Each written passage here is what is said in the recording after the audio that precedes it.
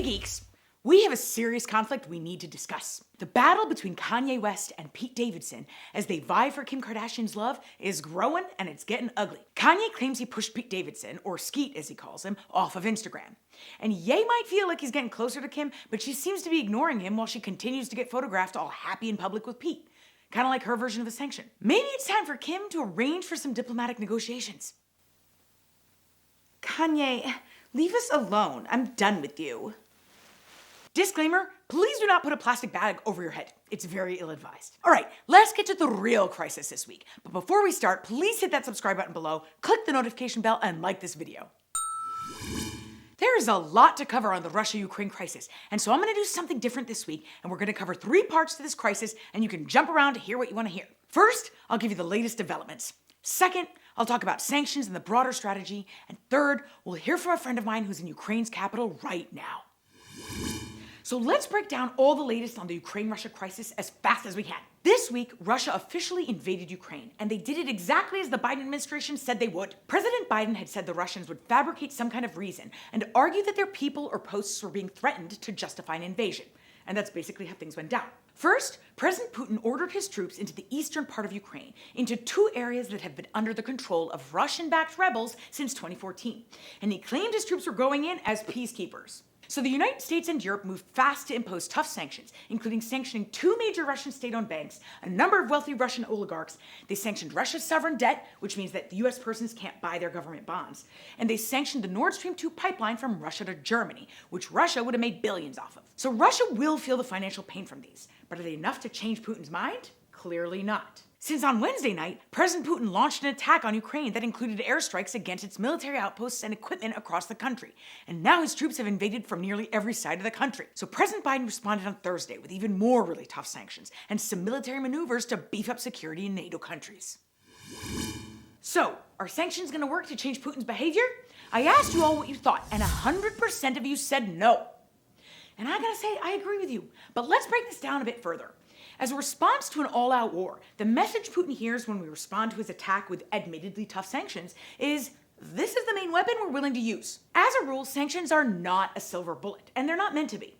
They're supposed to be part of a broader strategy, and all the elements of that strategy is what's supposed to change Putin's mind. Biden administration knows that, so we can see that their strategy includes arming Ukraine, except numerous military experts have been saying for a couple months now we should be arming them much more, and pursuing negotiations with Russia to see if there are any agreements they can reach related to Russia's security concerns. So is that strategy gonna stop Putin? No, not now at least. He knows this strategy and he went ahead anyway.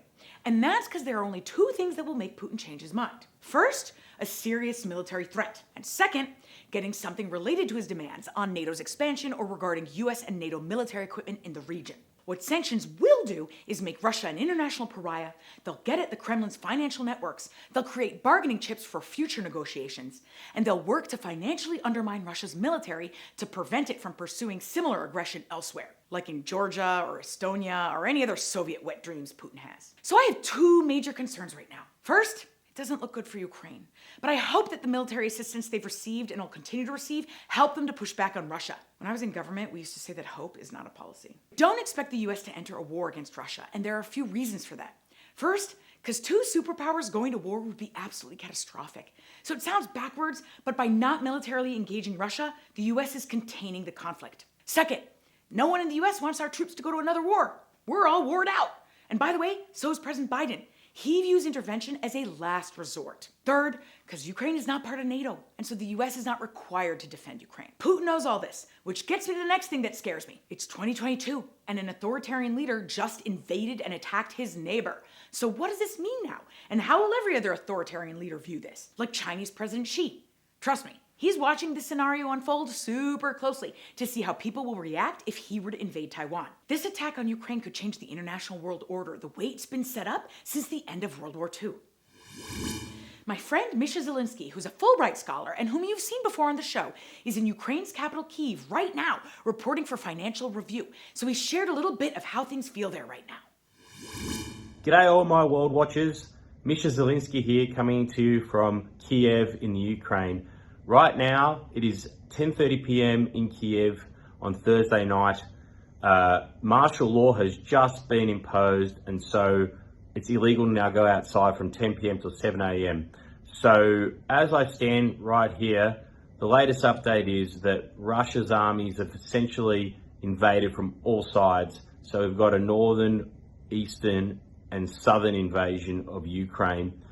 And we're also hearing reports that Kiev is largely cut off from western exits due to Russian incursions there. So the capital is effectively surrounded. Now, there are questions as to whether or not Putin will take the capital. We're waiting to see overnight.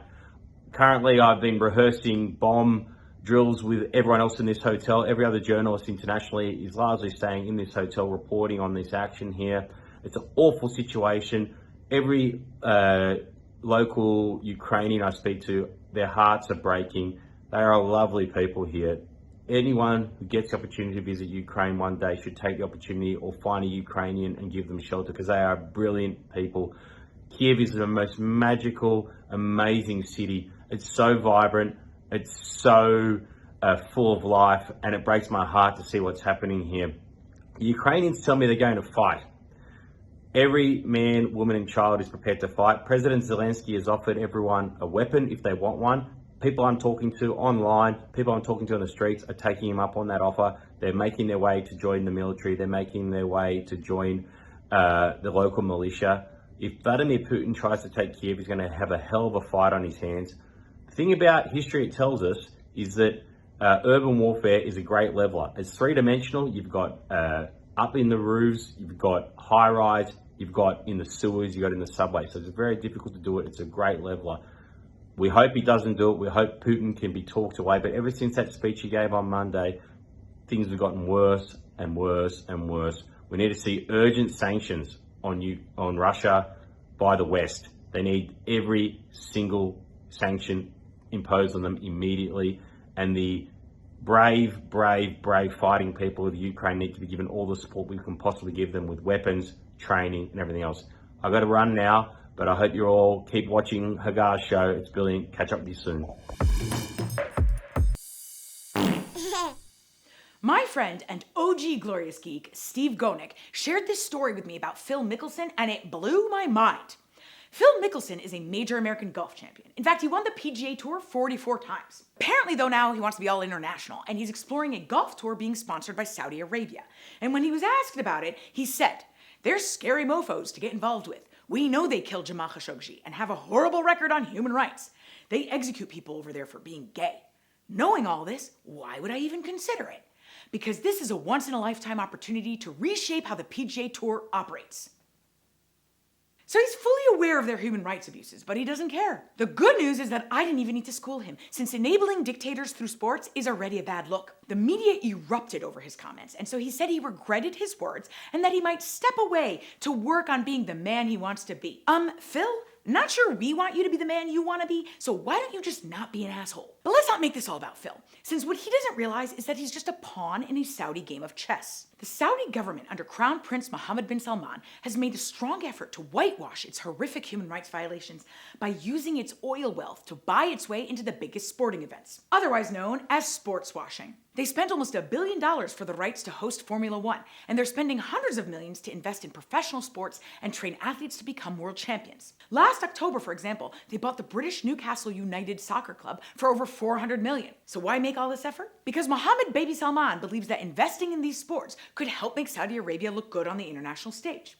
And he thinks it could also help increase his domestic public support and diversify Saudi Arabia's economy away from oil. And I would say that non-geek Phil Mickelson enabled this, which is dangerous because it sends a message that no matter what Saudi Arabia does, it'll still get a major American golf champion to sing its praises. Except the public didn't let him, which is kind of awesome. For his offensive statement, Phil is on my shit list this week, and the Saudi government is too.